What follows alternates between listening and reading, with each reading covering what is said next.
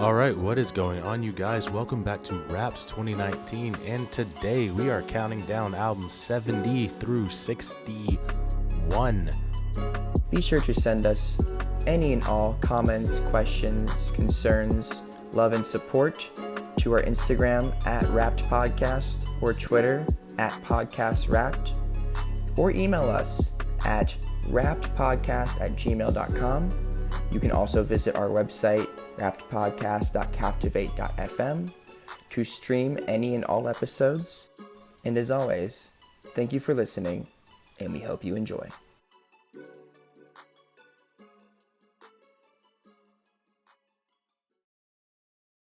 All right, so my next album on our list, coming in at number 70, is Assume Form by James Blake.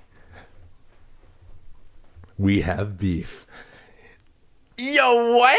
Yeah. So, Okay. Hold up. Okay. First, okay. I'll start with this. That album is not on my list anywhere because I meant to grade it like way back when I listened to it, and I never did. And so I said, I need to listen to it again, but I just didn't get time. So you cut a little bit of slack here. But why is it so low? It's empty. This album is so empty. Okay, this album frustrated me so much. That's because fair. I looked at it. I remember looking at it for the first time in my room and was just scrolling through it, like looking at some of the features, like saw Travis Scott and Metro Boomin. Yo, Mile High is a bop. Mile High is very good. It's a bop. Andre 3000's on this album too. His verse was fire. And I was so excited to listen to this. But I will say he's like kind of like the male Lana Del Rey, and if that's not your kind of vibe, you're not gonna like it. You know, I think we can just move on because that is the perfect description of how I feel. All right, so Assume Form. The only person who did not put it in their critical top 20 is Ryan Key. So moving on to my number 70. No, we're gonna talk about it. So, no. So I like James Blake. I really feel like he's very, very open to expanding and like exploring sounds, and I appreciate that. And he did that a little bit, but after a minute, everything kind of started to blend together in a way that wasn't positive for me. Fair. It didn't feel like it was like a continuous thing. It kind of felt like it was a mishmash of a bunch of stuff that kind of was all sonically similar. Yeah. And that was something that I didn't really appreciate too much. Yeah, by the sixth song, it does kind of flatline a little, and it gets just really like sad. And then when you don't think it can get more sad and depressing, it continues to get more sad and depressing. It does. And my high point of his verse is Andre 3000. His verse in this is incredible, but Yes. Andre 3000 does nothing wrong ever. No. Look at every song Andre 3000 has ever been featured on or a part of, and It's I guarantee good. you he is the standout on it. Yeah. From Deuces with him, Chris Brown, and Kanye and all them, to Anderson .Paak, to anybody he blesses with a feature. He's great. But this album was so empty and so uselessly sad, like needlessly sad. It is really sad, and if that's not like... And that's just not... That's not you. Not me. That is not you. I So appreciate the occasional sad boy song, but this Yeah. is beyond sad boy. This just made me feel bad. Yeah, you know? I think he's an amazing contributor and feature artist, James Blake, but you have to be the right kind of person in the right kind of mood to listen to a solo project of his. Yes, because oh my goodness, I don't know if I wanted to cry or get up and leave. But I made it all the way through it. I liked it, but it was just super empty. Yeah, I think maybe that's why I didn't also revisit this album besides time. It's just always I'm just not in a headspace where I'm willing to sit down and be like, yeah, I really, really want to listen to Assume Form because I'm really unhappy right now. Yeah. I'm not in that place. Well, that was awesome. My number 70 for real this time is All My Heroes Are Cornballs by JPEG Mafia. So shout out. Educate me. Yeah, educate you. Shout out to Salem Tuniger for tuning me into this JPEG Mafia artist. I actually had listened to him before without realizing it because he had a really standout verse on Denzel Curry's song Vengeance from Taboo. Yeah. Which is one of my favorite albums from last year. Man spits. This is a artist who, it's like a rapper's rapper in a sense. Okay. I don't know if I'd even I wouldn't call him a rapper essentially, but that's like a metaphor I'm using. Yeah. I really don't know what he is. He raps, but then he does like lucid EDM production a little here and there, and it's all over the place. This album moves big time. You know, he's like Blood Orange. Okay. It's very Dev Hines, very Blood Orange. This album moves super well. Like it books it. Yeah. Even though it's 18 tracks, you're just like, oh, whoa, that went by fast. Because it continuously flows. It is a nonstop flow, which is what is awesome. It's just weird, man. Like, I really respect him for pushing boundaries and walls, which is why I think other artists, like a Denzel Curry might be like, yo, I need some inspiration. I'm going to go listen to JPEG Mafia. Okay. Because he's going to give me an idea. Like, at one point in the album, this man literally starts off a song by going up to the microphone and just clicking into it, like, and then kind of makes like a pseudo beat out of it, and then starts singing. And I'm like, what? Yeah. It's just really weird. The artwork is disturbing a little bit. It's just the look on his face is weird. The setting is weird. Weird dude. Oddball guy. But I definitely think that he's a kind of person that other people go to for inspiration. So very enlightening listen nonetheless. Is it for me? Yeah. Not really. Okay. But would I probably come back to this album? Yeah. You have to be in the right space. I'm not going to hop in my car and like, yeah, I really want to play All My Heroes Are Cornballs. No. But there will be a time and place where I'm like, I got to listen to that album. Okay. I just need to zone. For sure. Yeah. I'll check it out. It's an interesting one. I'll check it out. Yeah. That has piqued my interest. It's a piece, man. It's a piece. All right, what you got for our favorite number? All right, my lucky number 69 album is by Phineas. Blood Harmony? Yeah. Yo! So for those of you who don't know who Phineas is, he's a genius. He is a genius. He is Billie Eilish's older brother. He is a member of her band, and he also helped produce her album, which has an incredibly long title. We're talking about later too. He's also nominated for Producer of the Year. Well deserved. Producer of the Year. But what's wild is everyone on there is like all the other 4 nominees. It's like they produced this song. Yeah. The only thing under Phineas's thing, it just says for producing Billie Eilish's album. That's it. Yeah, which I feel like is hella disrespect because production-wise, this album is super interesting. His own album, like, come on. Yeah, I didn't know what to expect. Same. Because I didn't know if I was going to expect male Billie Eilish or if it was just going to be completely off the walls. Yeah. And what I got was kind of a sad boy Griffin.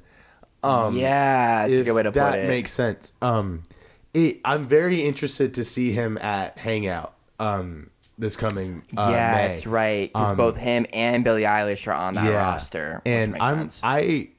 was like, I saw this came out and was like, all right, Billie Eilish's brother makes music. He's also an actor. Maybe I'll listen to it. Maybe I won't. I sat down and listened to it. And I listened to this probably 3 times in a row because I don't know if I was confused on whether I liked it or disliked it. But it's super eclectic and it's super interesting. And it's well written too. It is. It's very well written. Well written. He has a very well nice produced. voice. Oh yeah. And he knows how to use his voice, and you can definitely tell that this is something that he has spent time. Like, he has put in the work on. Yeah. But it is really, really cool, and I feel like I'm very excited to see what his set is like at Hangout, because Same. I can see it being like a song stop set, but I can also see it being more of like a modified DJ set where it's just a bunch of him triggering things up by himself. So I'm very, very interested to see how that goes. But I'm definitely looking forward to see the next thing that he puts out by himself. But yeah, that's Blood Harmony by Phineas. Check it out. Let me know what you think. All right, so my 69 is going to be Confetti by Jack Harlow. So this was the first time that I sat down and listened to Jack Harlow. He kept popping up on my suggested radio playlist under different streaming sites. And then eventually, when he dropped the lead single for this Confetti project, it happened to have my boy Bryson Tiller on there. So now I tried to check it out. It was called Through the Night, and I started, and it sampled the Usher song, like All Night, that Childish Gambino then sampled on Stone Mountain. Yo. So it's a sample of a sample. It's and I love that Childish Gambino song. I like and so that. Because Childish Gambino pitched it up. Jack Harlow takes it, pitches it up again, and speeds it up, and all it is like I did a night, and it just keeps going like that, and it's great. So I was like, that song came out, and I was like, yo, this is good. Bryson came in, spit. Jack came in and spit, and I was like, okay, we're gonna listen to this guy. And so then this project came out. It's not as good as I kind of wanted it to be, because Through the Night is like such a bop. Yeah. But the more I listened to this project, the more I liked it. It's a really interesting style of rap, because he is a Kentucky-based rapper who then got his artistry in Atlanta. Okay. So, and this whole project was like, he was friends with like DJ Drama. So it's like DJ Drama and Atlanta sound meets like Lexington sound, which I really don't know what that really is outside of Bryson Tiller. And Bryson does R&B, but it was just really interesting. Like, and going back and listening to, I'm like, yo, this bops, and it moves really well. You start listening to it, like, okay, cool. Yeah. And there's some parts I'm like, man, boy slaps. So I think going forward, his next project is gonna be really something awesome, because this was his first, I think they call it studio album per se. The artwork, I felt a little let down. The artwork is the reason why it's a little bit further down my list. It's kind of just him in a tank top. There's no. I wish there was actual confetti, like glitter confetti falling on him or something, what have you. And there's like a slight concept of it being called confetti, because he's looking through the lens of like it being all like life is a party or something like that. Either way, there's a lot of little pieces that this album offers, which tells me he has a lot of potential, and that whatever he does going forward is going to be like kaboom, he's good. So Jack Harlow, man, good stuff, dude. Also, he can freestyle really well. Yes. He can spit. He can spit. He can. Yeah, on the Sway in the Morning. Absolutely. The Sway in the Morning, he spit. Absolutely. So good stuff. All right. Well, my number 68 is by a band that has been doing it for a minute. If you've ever listened to the radio or just existed, you'd have heard one of their songs. It's by a band called Papa Roach. Its album is Who Do You Trust? Oh, wow. Yeah, these guys need to be in the Rock and Roll Hall of Fame with just how much consistent music we keep getting. So let's see. They give us an album basically every 2 years. And this album was good. Like, when I listened to it, it was the first like rock album I listened to in a very long time. And it delivered everything that I needed. It was just Papa Roach, which is cool. Like their last album had features from Machine Gun Kelly and Skylar Grey. It was also an album that didn't feature any live tracks, which kind of I've started to associate with them. Yeah, for real. But however, I thought this album was very much more of a mature Papa Roach, a little bit heavier too, not necessarily like scream wise, but just content and just force of like, we are here, like, you know who we are Papa Roach, like. But definitely this album, like it wasn't empty. It was filled to the brim with really good content. The title track, Who Do You Trust? It goes in. These guys can't do any wrong to me. I've loved them since the first time I heard Last Resort and didn't know what they were talking about, but it was catchy as hell. So yeah, definitely if you have ever thought about listening to a Papa Roach album, but you're like kind of worried that's going to be super nu metal rock rap, he does it some just to like kind of throw it back, but it's definitely not. They've definitely matured and like they're showing their age in a good way. Like it's the best way to show your age. Yeah. Where they're like, we can still kind of do what we used to do, but we're also older and more mature, and this is the sound that we're growing into. So definitely from that aspect, it's a really, really good project. So check it out. My 68 is in all caps.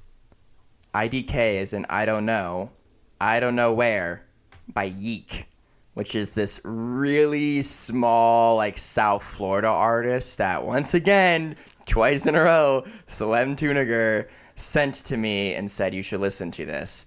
And it's like this dreamy 6-song EP, solid production from like a really, really small artist who's probably recording all of this in his bedroom. Yeah.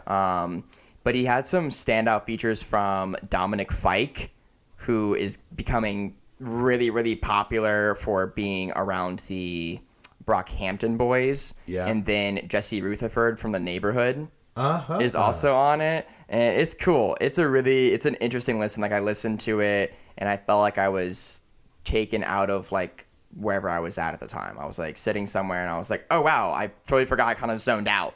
Because it's a very dreamy album. So, cool EP. My radar is now on him. Yeah. He hasn't released what you would call an album full-lengthly since 2017. So, I'm assuming that this I Don't Know Where is holding him over until that moment. And when he gets that, I'm definitely going to listen to it. Oh, for sure. All right, so my number 67 is Confessions of a Dangerous Mind. Oh, man. Let's talk about it. Let's talk about it. By Logic. Oh, boy. Here we go. It's your Yeah. boy. It's Logic. It's Bobby Tarantino. It's Bobby Hall. Bobby. All right. Bobby. So, Logic. Here is my gripe with this album. This album, Confessions of a Dangerous Mind. Oh, boy. Great song. Oh, boy. Homicide featuring Eminem. Bars. One of the goats. Bars. Chicka Chicka Slim Shake. Great. So good. After that, that's kind of where that album stops for me. I listened to the whole thing. It was cool that he got Gucci and G-Eazy and Wiz and YBN Cordae to get on this. Will Smith as well and his dad. But I feel like Logic has the potential to be so much greater than he gives us. And I feel like if this was a mixtape, if this was just like a throwback Mixtape album, whatever that gray area is these days. it felt kind of not rushed, but it kind of felt like he had something to prove and didn't take the time to prove it. Cause That's fair. I feel like, cause we all know Logic can rap. Like, boy can spit. like, dude can rap. Like, let's get that out of the way. Like, if you think Logic can't rap, then We need to talk. yeah. But it's not like I feel like sometimes he substitutes quickness for content. It's fair. He definitely takes the book Tech Nine's note, who is a good friend of his. Yeah. But Tech Nine is different because Tech Nine is a chopper and can spit really well, but also can get super deep. We will talk about Tech Nine. Yeah. So I think he might mistake sometimes that the Tech Nine approach can work for everyone besides Tech Nine. Yeah, and the Tech Nine approach, you have to be a master of the You Tech got Nine it's approach. it's a certain type of rapper you have to be, and that's not Logic. It's not. He's not a chopper. I No. would say he's more than that. Logic can rap fast and Logic can deliver, but Logic a lot of times can't do both at the same time unless he's angry. And honestly, that is kind of dangerous because I feel like every time, like, he'll be that artist that'll put out a song every once in a while that he got mad and just like, all right, I'm just gonna rip y'all to shreds real time, and we're all gonna be like, great, do it again. And he's like, no, I'm happy. And like, he's more than just the suicide guy, like, to me, because like, I know he can spit. Yeah. And I feel like if he came like he did on Homicide, if he came like he did, even though it wasn't quick, like he did on ISIS with Joyner Lucas. Yo, he spit on ISIS, man. He just needs to do that more than just when he has something to prove or when it feels like he knows when people are going to be like, all right, Logic's better come. He just needs to like bring it all the time. And I feel like this album, like half the time he brought it and half the time he was like, I need another song. So he just wrote something very quickly. I'm with that. That being said, it was aight.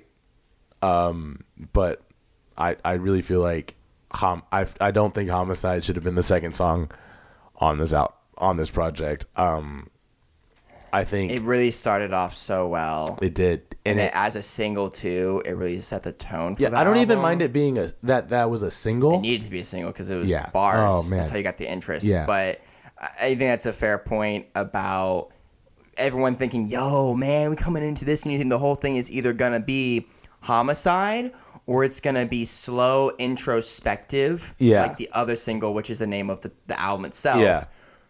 And then the whole rest of the album was in the middle of those, and it didn't choose either. It was a weird gray area.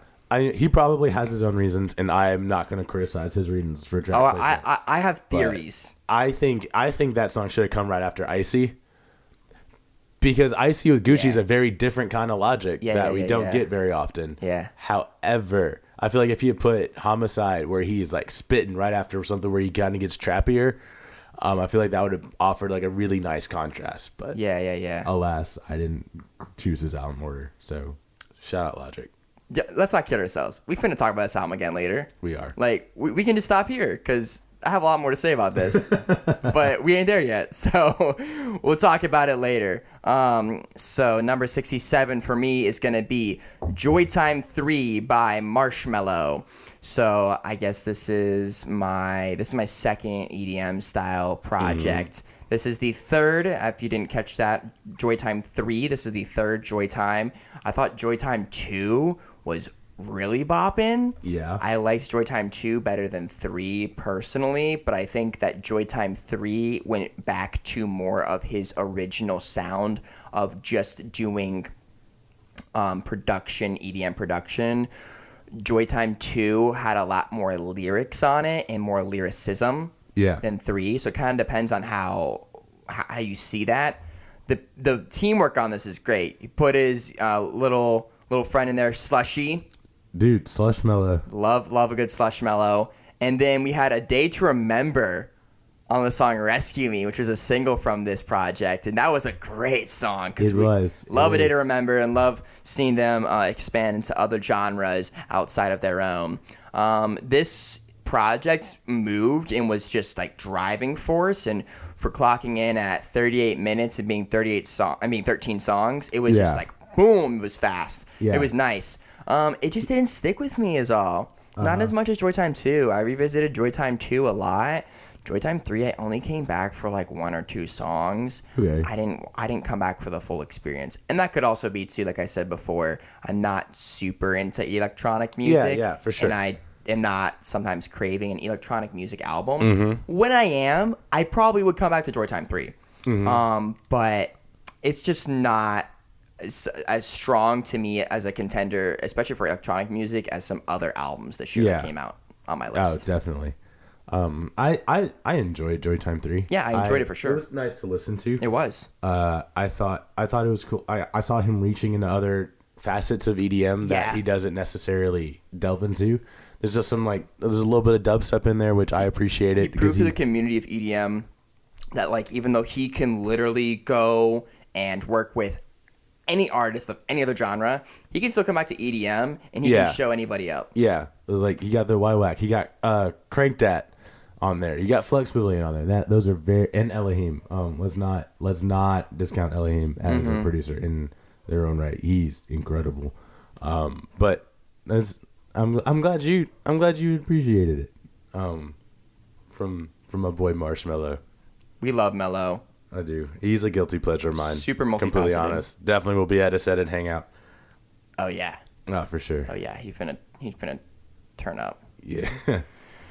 All right. So my number 66 is probably, I think it's my one and only true metal entry on this list.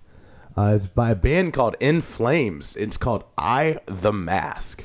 That is so metal. Yeah, that is.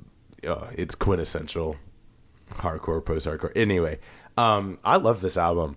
I listened to it in a day where I was like, I haven't listened to anything with screaming in it in a long time because August Burns Red hadn't released anything in a minute. And so I was like, let's find something new. And I was on Instagram and saw somebody post about In Flames. And I was like, let's check them out because, why not? And I had so much fun listening to this album.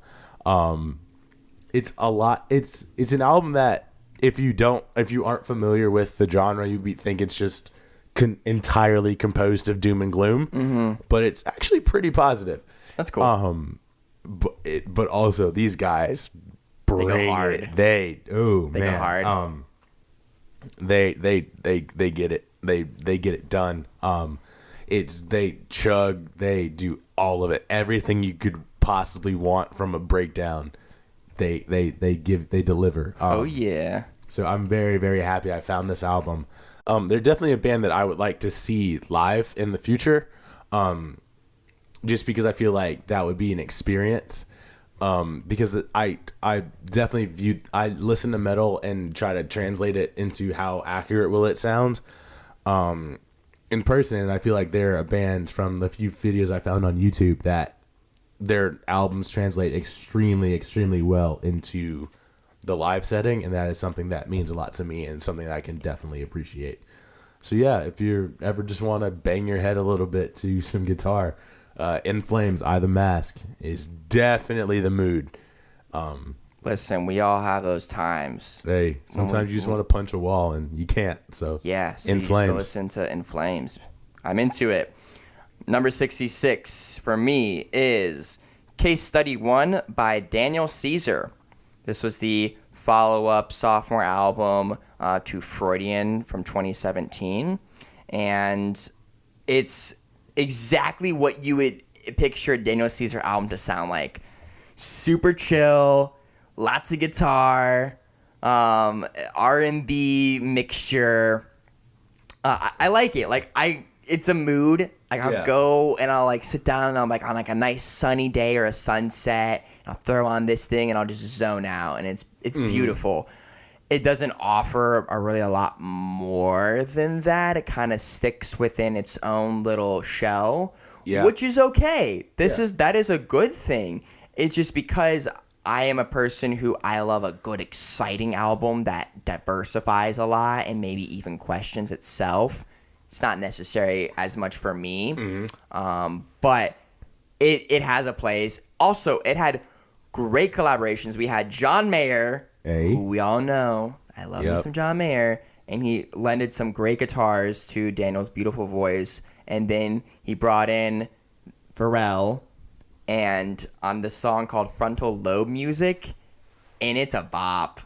And it does the 4-count start, classic Pharrell. Yeah. And it just starts, and immediately as it starts, you're just like, yeah. Was Pharrell like a vocal feature or was he a producer feature? Both. Oh, hell yeah. It was both. I love that. Yeah, it's good.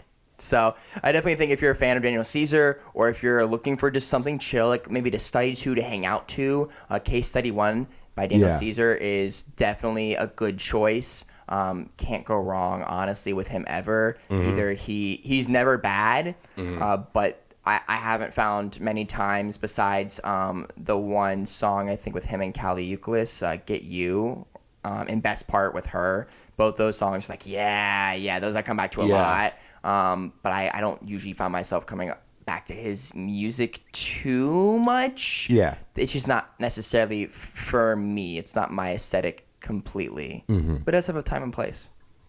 Oh, wonderful. All right, we halfway there. What you got? So, 65 comes from the band J Monty with Testify Season 1. Oh, man, J Monty. All right, so this is another CHH entry. And this is one that you guys really shouldn't ignore. Not at all. Don't ignore it. This comes from his YouTube series Testify. And it's basically just a video of him just rapping. And buddy can rap. Like, man can rap. Dude just kills it every time. He's like the Eminem of like CHH because he just spits. Yeah. Or just any other rapper you can think of that just spits bars. Yeah. That's J Monty. I remember when I was introduced to it and I like watched it one time, and the guy and our friend Adam Stansel was like, "Hey, we're gonna run that back because you didn't catch it." And I was like, "All right, let's do it." And so we sat down and went like 10 seconds by 10 seconds, and you could fill a notebook with stuff that he has to say. It's super short. It's 26 minutes. He also has one of the most interesting and unique voices. He does in modern hip hop because it's super soft. and like high pitched, but it's very distinct and very piercing. So you will hear what he has to say. And I feel like this is an album, and he's a guy that I'm definitely excited to hear what comes next. And I'm really excited to hear longer tracks from him. Yeah, agreed. Because these are all like kind of like short minute, like ciphers in a sense. It's a 12 song project, 26 minutes. Short. Yeah. Shortest song is around like 1 minute 30 seconds. Mm-hmm. I think our longest song here is 3 minutes and 4 seconds. But let's note, he's like spitting for like the entirety of all these songs. Like straight, no chorus. Go through it. Yeah. And like dissect it, please. Because he has some stuff to say, and I feel like that's definitely something that can be appreciated by everyone. But definitely looking forward to what he does next, and I really hope nobody takes any more lines from him, because I do not want him to come after someone for real, because that could be bad. He will shred. Jay Monty, it's good stuff. All right, what you got? So revisiting on a somber note, Death Race for Love by Juice WRLD. We talked about this back a couple episodes back, but man, I really like this album. It's good. It's good stuff. On a technical scale, which is why it's more down on my list. It used to be further down, but because I loved it so much, chose to raise it based off of just my love and opinion of it. On a technical scale, it's not super, super strong, but on just a favoritism, lovable scale, man, it's lovable. I remember I went into it, I had only listened to Lucid Dreams. I really didn't understand the complexity and genre bending of him. And then this came out, and I said, I'm going to take a listen. The first listen, I was like, okay. But then I just kept listening over and over and over again. And that's why it appeared in a lot of my top most listened songs of the year were from this album. And it just moves. The first half moves. The second half slopes, as we talked about before, which is where it's where it kind of lost me a little bit. And then it kind of just ends. But man, those first 12 songs, they move. And you know what's interesting is that besides there's 3 songs on it that have features. For being a 22 track album, it's mostly like a J. Cole platinum no features kind of thing. Yeah. Definitely. It's just him and beats. Definitely. And he's just freestyling it. That's just talent, man. And that's what's just unfortunate about his passing, is that he's very talented. His music was really, really going somewhere towards busting out of the emo SoundCloud rap community and expanding those genres. So unfortunate that he passed, but I will continue to listen to this album probably for the rest of my life. Honestly, yeah. And also, I love the album artwork of it. I didn't touch on that before. That's what I love too, the aesthetic. Yeah. The twisted metal. Yeah. And the way that the case is designed, the way his tour was designed. Yeah. Where he was having barbed wire fences and cars, and he was doing this intro with like a flaming head that was like Sweet Tooth from Twisted Metal. The full band as well. Takes me back to my PS1 days, dude. Yo, yeah. Yeah. Classic. I think that'll go down. I think that album has a lot of staying power. Yeah. That I feel. If that type of album can stick with me from when it was released earlier this year and still with me now, after all these other projects have happened, it can stick with me for quite a while. It's testament. All right. What you got, Ryan? 64. Yes. LCD sound system. Oh, man, they released this year? Yeah, he did. Yo. So this is probably the most sarcastic album I've ever listened to in my life. The most sarcastic album he's ever listened to in his entire life. So, for example, track 3 is called You Wanted a Hit. This whole actually, before we get even there, this whole album is called the Electric Lady Sessions. So it was recorded in the Electric Lady studio? Is that? I honestly think so. Because it said that's the name of a famous studio in New York City, if I'm correct. And this whole project was I really liked it. It definitely felt like he knows who he is, and he knows how prolific the LCD sound system name is. And at this point, he's kind of like, I'm gonna make whatever I want and it's gonna be good. But it wasn't like, I'm gonna make whatever I want just so you guys will stop bothering me. It's, I'm gonna make whatever I want, and I know it's gonna be good. So here you go. And I definitely appreciated that. And I also appreciate how I never really got bored during this because it's a 12-track album, like, and they're not short tracks. Like, there's a 7-minute track. There's an almost 8-minute long track on here. There's a couple of 640s, 5 minutes, 40 minutes. There's nothing under 4 minutes, so it's definitely something that you have to be dedicated to listen to. But this album was a lot of fun for me, just like sitting in the office and listening to it. I was like, all right. I was like, I can, like, a lot of people sometimes have to prove, quote unquote, why they've been around for so long, and I feel like this was him kind of not, like, kind of saying, like, not even having to prove it, like, I'm here, I've arrived, I've been here, get with it or get dealt with. Like, that is just kind of what this felt like. And I appreciate some sass sometimes, and I appreciate not overt sass, but, like, all right, you know what it is, I know what it is, kind of feeling. And that's what this gave off. I love that the last song of this album is titled "We Don't Need This Fascist Groove Thing." Like, what?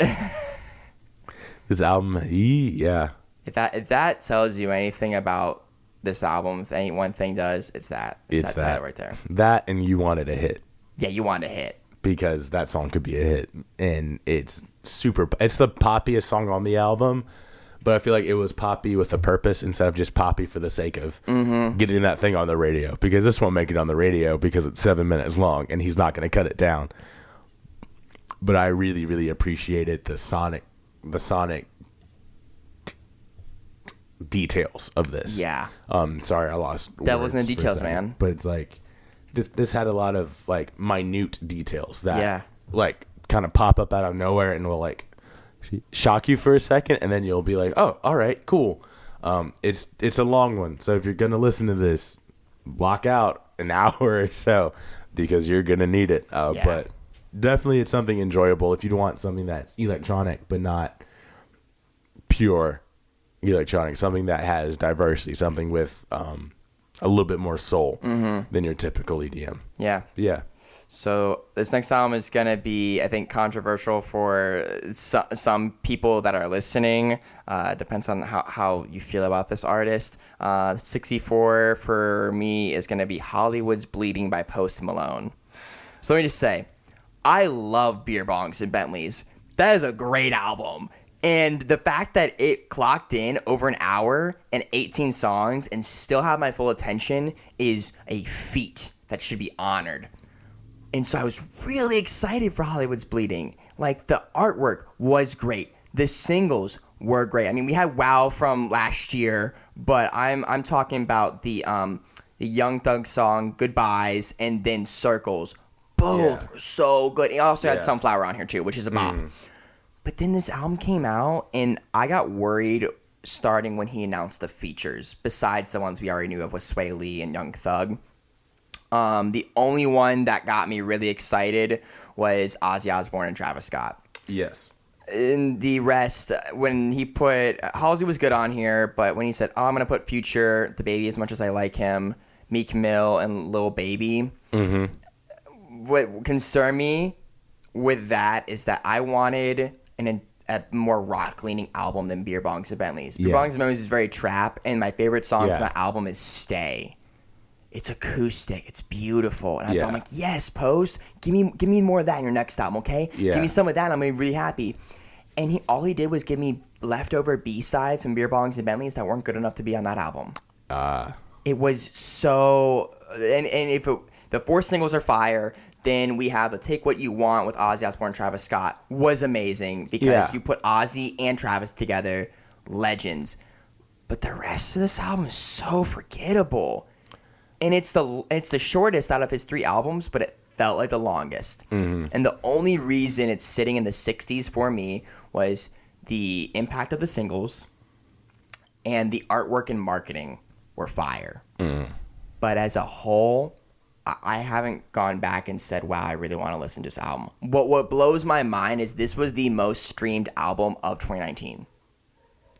Really? Yes, that Billboard just announced it. It was the most streamed album of 2019. as an album project, which is wild. But I think because, I mean, he broke records last year, Beer Bongs and Bentleys. Everyone was so intrigued to hear this. So if everyone in the world listened once, then you're good. Yeah. I don't know of anybody, though, that has told me, man, I really want to go back and listen to Hollywood's Bleeding Again. It's so good. Yeah. If you listen to Beer Bongs and Bentleys, you're not going to say that. If you haven't listened to it, that would make sense then. But we could dedicate a whole episode. We could dedicate a whole episode to this. A whole chunk of episodes to my issues with Post Malone. Yeah. And this is not coming at him as a person. I love him as a person, 100%. I also like him a lot as an artist. He just frustrates me because I wish that he would expand just a little bit more into his rock and acoustic leaning side, because he's incredibly talented in those areas, and he could be more of a genre breaker than he already is. Yeah, and I'll give credit where credit is due. Like, he works his ass off. He does. Excuse my language. Touring, making wine? Yeah. Question mark? Even making music. But my problem with him, and then I'll dead it here because, again, this could be a whole thing, is when he got big in rap and then said, if you want meaningful songs, don't listen to rap. And that's problematic. That was beyond problematic. That really pissed me off. That's problematic. Because it's a genre that has been very kind to him overall since he came out. Yeah. And I feel like if he hadn't said that, I feel like I would appreciate him and like him a lot more. But he's also, like, I have to give him, I'm not going to do it. But I know he is young. He's around our age. Yeah, he's literally our age, which is mind-blowing. Yeah, but at the same time, I feel like that's just something that I'm not going to get past easily. Because that really made me mad just because of other artists out there. Yeah, I'm being hard on him because I do like him a lot. Yeah, and I see the potential. I mean, that makes for him sense. To go places. Like, be hard on him. Like, I feel like as fans, you're not just supposed to take what an artist gives you and just like keep it forever. No, you're supposed to, like, if you don't like something, it's like, okay. It's music. It's not for you all the time. But I feel like he shouldn't have said what he said about the genre of hip hop, especially after his early success. Yeah. Was mainly like rap, trap kind of vibes. It's kind of something that he benefited from and then turned around and crapped all over it. Yeah. And that really bothers me. Yeah. But anyways, we could talk about this forever. Moving on. My number 63 album is by Ben Platt, just completely switching it up. Oh, I know, right? That solo album is, Sing to Me Instead. Ben Platt, Broadway Baby, genius, also super young, super excited to see what he does in the future. This album, vocally, phenomenal. I feel like it was a very good first album. For somebody that I actually truly didn't think that he was going to do a solo album, probably ever. I thought he was going to stick to the Broadway facet of everything. And I appreciate the fact that he is moving out of Broadway, not permanently, but just to expand the brand. And this album was really good. Like, he is one of the best modern vocalists that we have. And I'm super blessed to be alive at the same time as Ben Platt. Was this album my cup of tea? No, not necessarily. But I definitely appreciate the songwriting, and everything was super. There was nothing that felt empty in this. And everything was very well pieced together. I just was like, all right, it's cool. It sounds very good, but it wasn't necessarily something that I would return to again. I would love to hear him try to tackle maybe a little bit harder rock. I would also that'd be interesting. Kind of like to see him maybe even take like the Tony Bennett route and do like a duet sort of deal with artists that you wouldn't, or people in genres that you wouldn't necessarily assume. That'd be really cool. Yeah. Like, put him with like him and Billy Joe Armstrong from Green Day. Have them do a song together. Do something weird like that. Because honestly, Billie Eilish, because like Tony Bennett, Lady Gaga, Billie Eilish, another great voice, and him, that could be cool. I really want him to. I feel like he's gonna get bigger. Like, this is just the beginning. Yeah, he's going to get bigger outside of Broadway. I mean, he has that show on Netflix, The Politician, that is really successful right now. Yeah, he's going to be a superstar. I'm interested to see what he does next. So it was solid. I liked it. But I just hope I want him to do something weird, trick me, make me say, okay, all right, this is what we doing. I'm into it. I want him to shake me up a little bit. Leave me shooketh. Speaking of Billie Eilish, we're going back to her brother Phineas. Blood Harmonies, my 63, same episode. Phineas is a genius. I think that the reason that Billie Eilish is success, it comes from his production. Yes. Because his production is amazing, and he really can take what her ideas are in her mind and make them physicalize. Yes. And that is a talent. As far as his album, I love the cover art. It's beautiful. It's so pretty. And I got listening into him after I think that he had the best GQ 10 Essentials video I've ever seen in my 4 years of watching that show religiously. His 10 Essentials blew my mind. He seemed like such a brilliant guy, and he had a lot of reasoning. And one of the things he pulls out was an Apollo twin. Yeah. And I was like, yo, hey, he's got to. Yeah, exactly. And he pulled out a really nice expensive microphone too. It was beautiful. So he got my attention with that, and then listening to his solo stuff. I think he's been blowing up recently. He just sang one of the songs in his album. He sang it on the Jimmy Fallon show, I think it was, the other night. It was awesome. So he is going a lot of places, both with his sister and without her. And I'm looking forward to seeing both of those directions. Yeah. I'm also looking forward to him winning a Grammy. Eventually, yeah. Because he's going to win something with Billy. But if he could win Producer of the Year, I'm on board for that. I'll take it. I'm into that. I'm into it. For sure. All right. What you got? Cool. My next album is Rich Brian. Oh, called The Sailor. Yeah.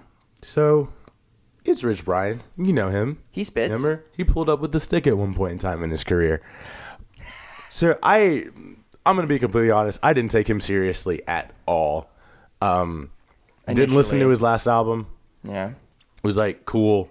Just not something that I ever felt that I would need to or want to. But I saw this came out and was like, all right, you know what? I'll suck it up. I'll listen to it, and let's see what happens. And I really enjoyed it. It was different. It was a lot different from what I expected it to be. Yeah. He's definitely moved away from that comedic rap a little bit. Mm-hmm. And he's matured a lot. Yeah. I mean, he was 17 when he started this thing. And this really feels like it's him taking it fully seriously, and accepting the success that he's had and that he will continue to have. And you got RZA on a track, and that made me so happy. And I love the way this album ends with him and Joji. Where Does the Time Go is definitely a highlight. Other highlight for me is Vacant. I really like his voice. One of the deepest voices in hip hop. Yeah, and it dang works too. It's not just a deep voice to have a deep voice. He doesn't those. It's just him naturally. He's saying stuff. It's he's great, and you can definitely tell that he's become a student of hip hop. And he's I can feel a little bit of Pimp C in him. I can feel a little bit of Ghostface Killer, who hopped on that stick. And which I really appreciate people who can become students of the genre that they're in. Yeah. So I'm glad that I managed to listen to this. Good stuff, man. Yeah. So my number 62, this project is one of probably, I guess, I want to say it is one of the most controversially torn opinion pieces of the year. Oh, boy. It's Chance the Rapper's The Big Day. So it's controversial in the sense that everyone was super hyped for it, and it came out, and then it seemed like all the culture was just this album is trash. Yeah. I disagree with the culture. Okay. This album is not trash. Okay. It's just too long. That's the problem with the album. It's too long. It's 22 tracks. That is. It is. Same thing happened we talked about with Juice WRLD. It is incredibly hard to hold a human being's attention. Yeah. For that long, especially you can't hold me for like an hour and a half on an album. Me, a person who loves albums, your average like listener doesn't really sit down and listen to albums. They're listening to songs and singles and radio picks and stuff like that. That's why I think a lot of people didn't like it. Besides the fact of like, oh, he's getting married. I love the concept of it. The concept was awesome. He loves his wife. What's wrong with that? Let the dude love his wife. Yeah, let the dude love his healthy. wife. Yeah, People out here trying to steal each other's girls, and I love my wife. I love my wife, and I love my child. Yeah, that's dope. Positivity. Yeah, that's a good thing. And we need more of that. It made me really upset that everyone was like, "This album is trash" because all he does is talk about loving his wife. And I was like, do you realize how many of the best albums in the world are talking about how much someone loves someone else in a healthy way? Everything. Literally. Yes. So I just, my issue is it's down here for me because just the length. Yeah. It's so long. Right. But there's some amazing teamwork on it. He had freaking Randy Newman, the dude that's saying "You Got a Friend in Me." Yeah. On Chance the Rapper. You got Shawn Mendes. That's insane. Yeah. Also the DaBaby verse on Hot Shower was awesome. I feel like part of the reason why this album got panned the way it did was because it was his debut album after we had gotten the mixtapes. Also, too, the third project, the last one, 3, yeah, it was good. 3 should have just claimed 3 as the debut album. 3 was, three in my mind is his debut album. Yeah, 3 felt like a debut album. I know it felt like a debut album. It won a Grammy. Yeah, it was the first piece to win a Grammy for an independent release. And the rollout with Apple Music and everything, it felt like an album. And so people were like, nah, it's still part of the mixtape trilogy. I was like, oh, it doesn't feel like that to me. But so that's why I think people got confused. They're like, oh my gosh, this is going to be better than 3. 3, I don't think was going to be top from the jump. No. I didn't go into this thinking that The Big Day was going to be better than 3. Because 3 was, so good. Not my favorite still. My favorite is still Surf. That is a debatable topic of whether or not that is a Chance the Rapper album or a Social Experiment album or both. But Big Day, I highly recommend listening to the whole thing once. Yeah. And then I highly recommend going back and picking your favorite songs and listening to those on repeat. Okay. I'm with that. He also had, was it John Witherspoon? Yeah. On there. He did. Because it's a concept about the day he got married. He did. He had John Witherspoon before he died recently. And so if you want to go back in memorials John Witherspoon, besides watching the Friday movies and watching Boondocks, go listen to this album. Oh, for sure. All right, so final albums. Let's go. Let's get it. Let's talk about it. So mine 61 is Billie Eilish. It's that low for you? It is. I'm shocked. Yeah. So What? When we all fall asleep, where do we go? This album dropped because I love this album. And this album is this low for me because there are 59 albums that I thought were better that came out this year. Let's talk about it. These albums if the 59 albums that I have above this did not come out this year. People are going to fight you. They will. People are going to come after you. It's okay. They're going to come after my 61 too, so we can die together. You know what? Teamwork makes the dream Let's work. go. But no, so I love this album. However, my issue with this album comes in the fact that it is a first album. It is something that is great for right now. That is fair. That is very valid. It is the best start Billie Eilish could have possibly had. Agreed. Entering into my life. You know the song's Bad Guy. You Should See Me in a Crown. You Should See Me in the Crown was the first Billie Eilish song I ever heard. I never heard Ocean Eyes. I didn't either. And so I heard You Should See Me in a Crown. And I was like, this is interesting. This is different. And I was like, it's different. And that's something I appreciate because it's a pop album. Yeah. This is a pop album, but it's a pop album that like fights pop. Yeah. Dark pop. It's dark pop. Or like anti-pop. Like anti-comedy. This is anti-pop. And I appreciate all of it. Phineas again. Phineas killed it. Genius producer. Killed it, man. And I feel like this album was great. This album was fantastic. But I feel like debut albums are one of a kind in that they can be phenomenal. And then you can never hear from somebody again. And so my wariness with this one is that we will get this and this will be phenomenal. But then the next one won't be we don't know what the next is gonna be. Yeah, I mean, I thought that's the same place like Cardi B is in right now. Yeah. And then like Khalid was in that same situation where he was so massive. Yeah. Dua Lipa is in that situation right now too. For sure. But I really feel like this album is really good. I will never stop listening to it. It is good, yeah. And more than that, I will never stop listening to Bury a Friend. I will never stop listening to You Should See Me in a Crown. I'll never stop listening to the last 60 seconds of Bad Guy because that 808 freaking slaps. Dude, Phineas. And I feel like as she continues to make music and as she continues to develop, I hope that. I also like that how it was her and her brother. I do too. Trying to sit down, and I like really that sweet. process. They have a great relationship. Yeah, and I feel like this was really, really good. Yeah. And I really, really like how different it was. And I'm really looking forward to see whatever she does next, because I feel like that will elevate it. Yeah, we don't worry. We talking about this one again, y'all. Don't worry. We coming back around to it. I'm sorry. Every millennial, I obviously listened to it as well. But I think that it's pretty funny how you have both O'Connells in this episode together. Oh, for sure. And we've already talked about Phineas for me, so Yeah. we haven't talked about Billy for me. Gotta get to Billy. Yeah, I gotta get to Billy. I want to be Billie Eilish's friend.